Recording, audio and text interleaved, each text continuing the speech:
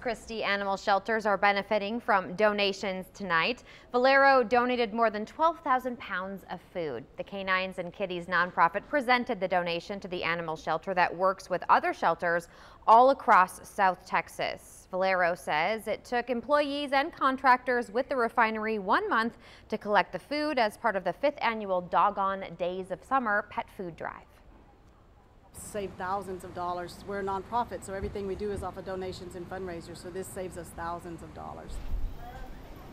And the food will be handed out to shelters all across South Texas tomorrow.